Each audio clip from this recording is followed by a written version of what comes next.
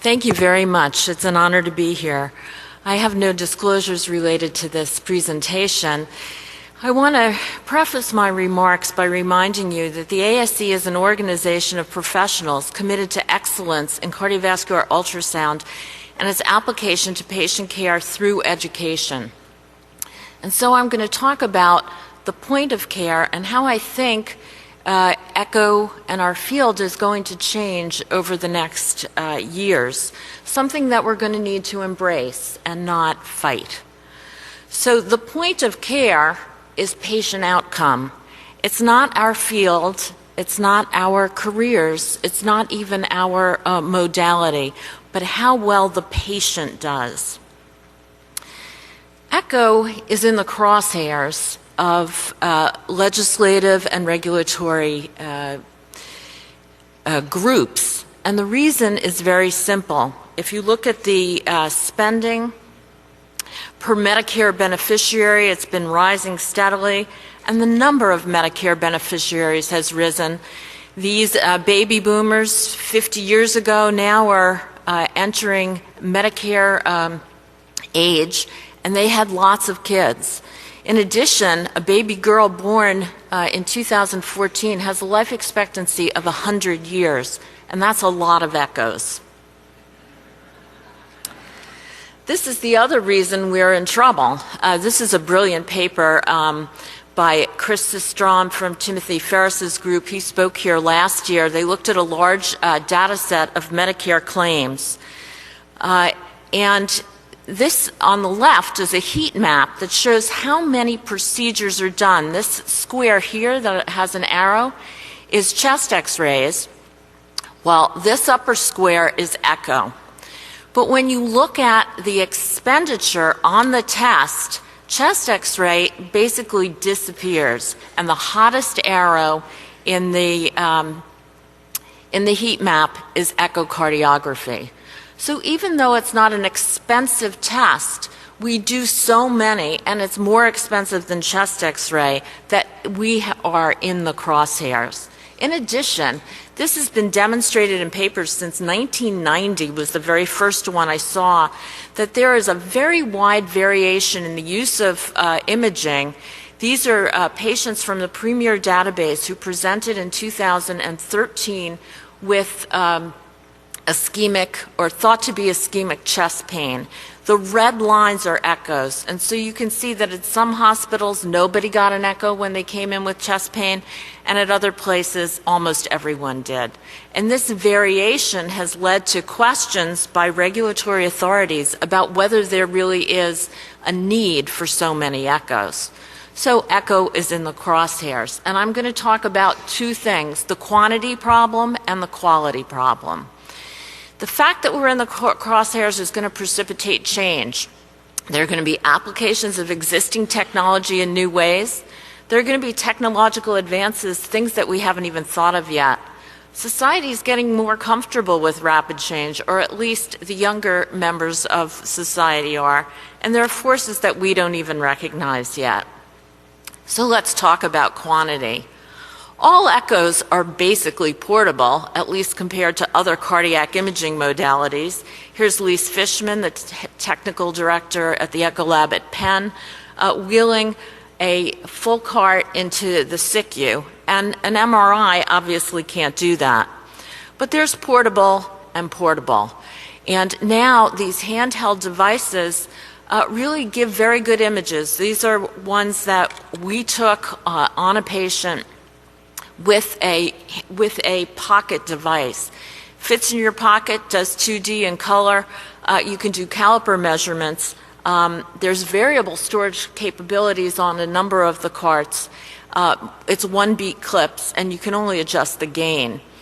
There have been a lot of studies that compared standard machines to handheld, and while the color sector and the color frame rate is lower, in general, these machines do well.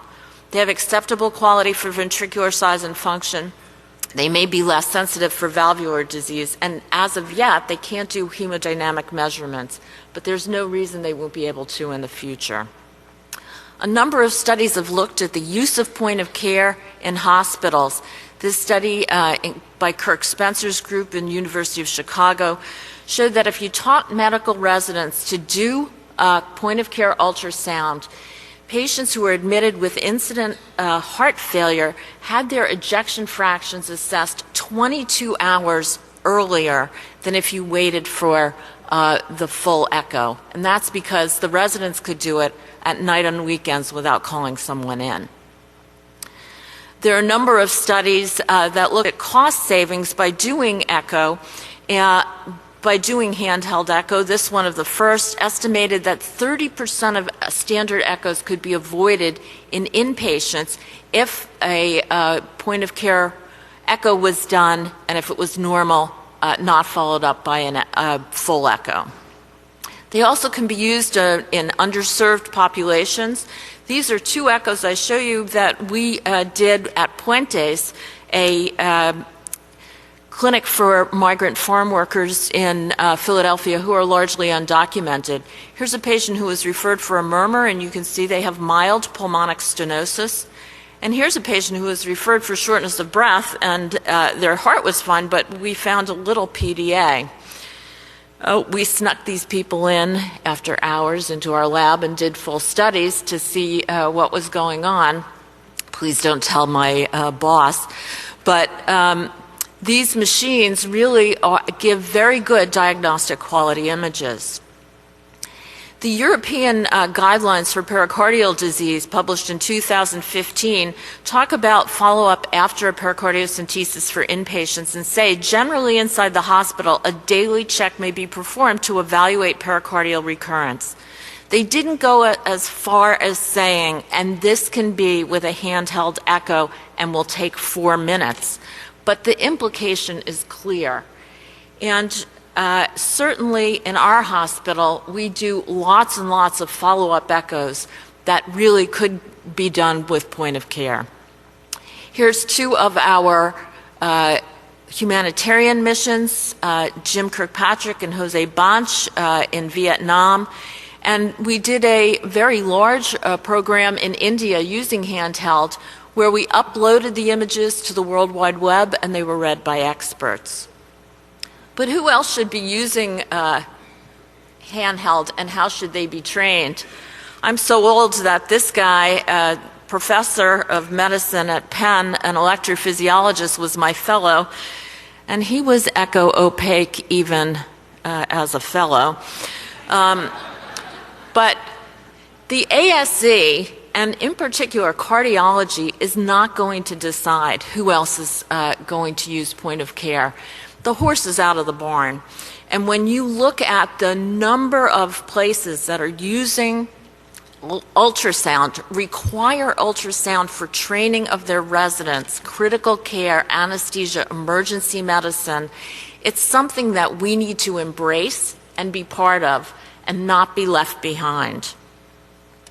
Here's a paper just published in Heart that looked in Europe at the same thing. They looked at 1,300 patients who were studied and who were referred for possibly cardiac issues. 65% of them were going to be sent to conventional echo. But then they had a handheld echo that was interpreted by a distant expert, and only 21% of people really needed a full echo. And 51% could go on to follow-up or discharge, a very big change in the planned follow-up of the patient.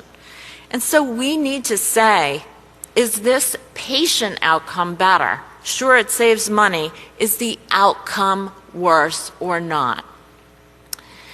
It's true that echo is underutilized in certain situations. The paper by Parthos and Gupta's group looked at U.S. hospitalization use of echo, and they found that only 8% of patients with incident admissions for guideline-based diagnoses where an echo is recommended, only 8% of people in the nationwide inpatient sample got an echo. Certainly, there's been great documentation that people admitted with heart failure, many do not have ejection fractions assessed, and in cardio-oncology. But what the real question is, does scalability hurt the patient? I think we're going to find out no. But we need to find it, and we need to embrace that, because doing full studies on every follow-up is just not reasonable, and it's not feasible. Now, here's the problem. This is a study looking at Penn, looking at repeat echoes. They did 108 people. First, they sent somebody to the floor, a cardiologist with a handheld, and then they did the full TE. You can see that the cost was remarkably different between the handheld and the TTE. There was an 8% failure rate in the handheld. The images weren't good enough to be diagnostic. But they calculated the cost of the handheld in two ways, and here's the scary thing. If they counted the cost as the physician's salary for the time that they took, they lowered the cost compared to a TTE. But if they used the RVU model, the cost was negligible, and that's because there's no RVU for doing a handheld echo. So this is something that our advocacy group is going to have to keep in mind, that we need still experts, and we need people who can see the patient and make decisions and not do it for free. But the questions we need to address as a society, as a professional society, who should do it? Should individual specialties or a single board accredit the practice? How can quality be assessed?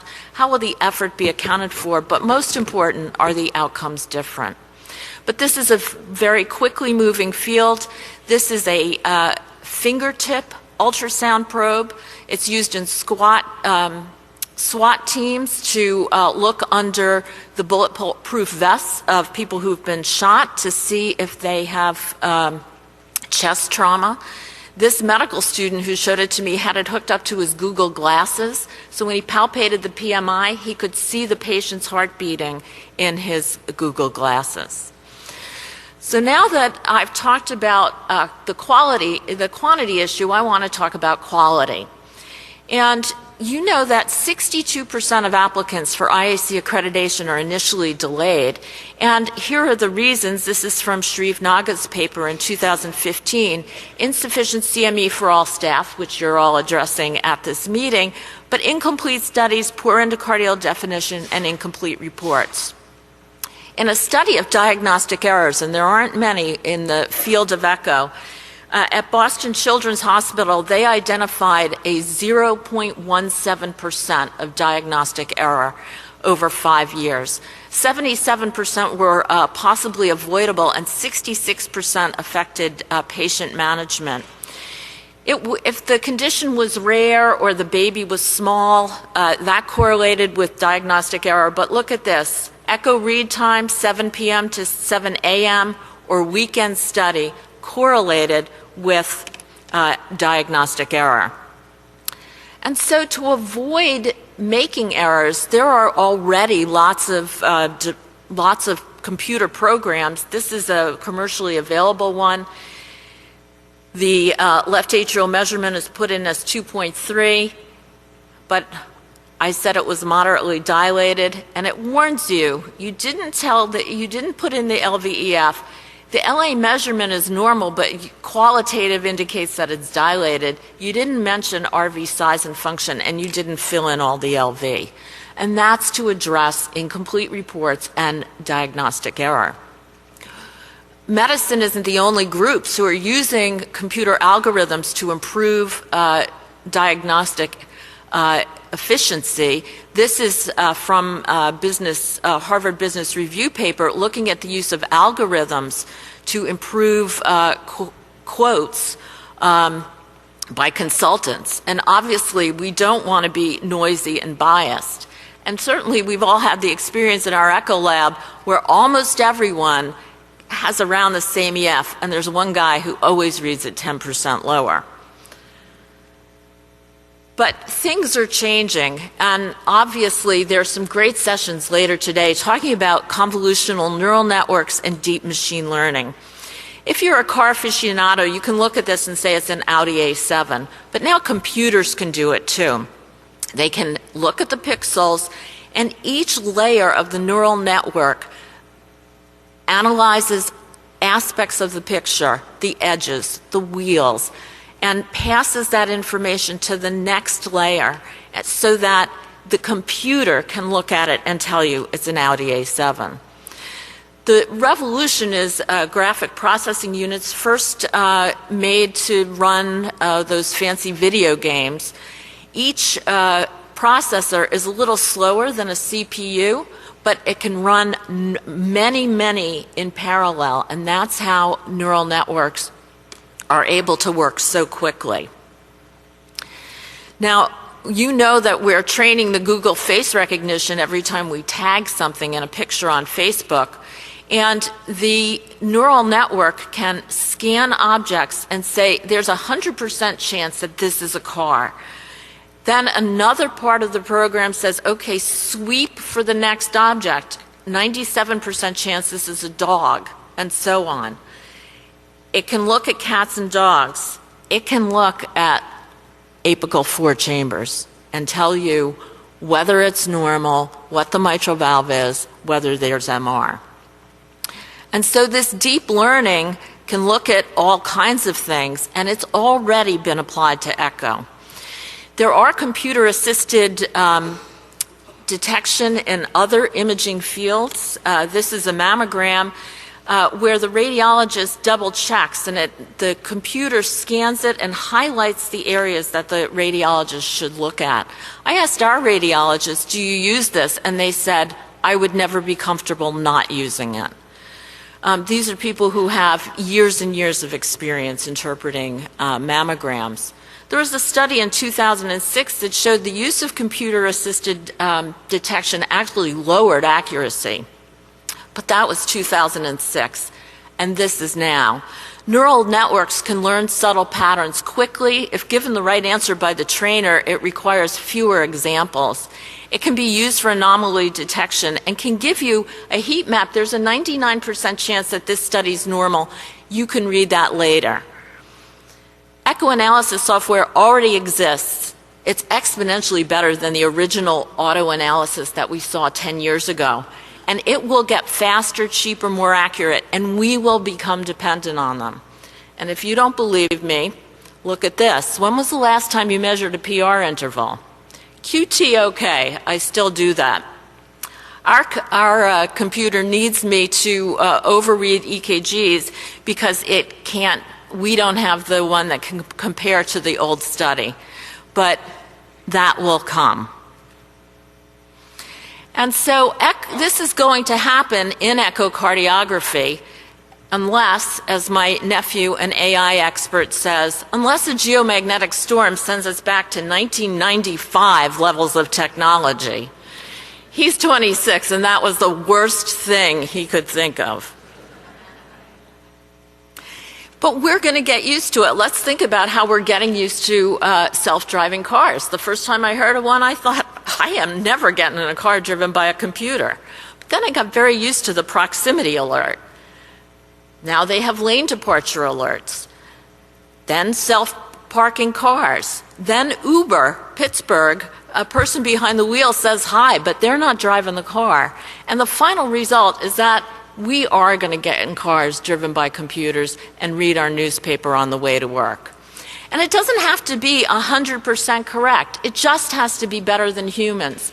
And with 44,000 motor vehicle deaths a year, the self-driving car doesn't have a lot of problem matching human endeavor. Thresholding, although, is an issue. We need humans. AI can review images and do measurements. It can give you a heat map of how close to normal it is. It can tell you this is not normal, but it needs a person to say, yeah, that's a nail in this poor guy's brain, because we didn't teach it what a nail looks like. We taught it what meningiomas look like, etc., but not nails. So there is a place for humans, but computers are going to be able to triage. Read this one next. This one's really abnormal. This one's totally normal. Someday we may get to this. Susan says, the computer's wrong. Mark the LA as mildly dilated. And Hal says, I'm sorry, Susan, I can't do that. Our field is not going away, but we will be using new technology. We will be sharing that technology with other groups, and we face the risk of becoming obsolescent if we don't embrace these changes. I'd like to thank my colleagues who helped me in thinking about this. Obviously, any errors and all the opinions are mine, but particularly Ralph Bauman, the Chief Technology Officer of TomTech, Craig Scott, the CEO of Encapture MD, Cliff Belden and Dina Caroline, professors of radiology at Temple, and Daniel Greenwald, my very smart nephew. And as I step away from the executive committee, I want to thank the amazing staff of ASE. Rhonda is not that small. She was gallivanting off on one of her international journeys, so they held a picture of her up. But the ASE staff have become friends. They're wonderful, passionate about cardiac ultrasound, and I really appreciate their friendship. I also want to thank the executive committee, the board of directors, the past presidents, especially Neil Weissman, Patty Pelican, and Linda Gillum, who've been really helpful to me over the years, and of course, all of our volunteers. Thank you for your attention.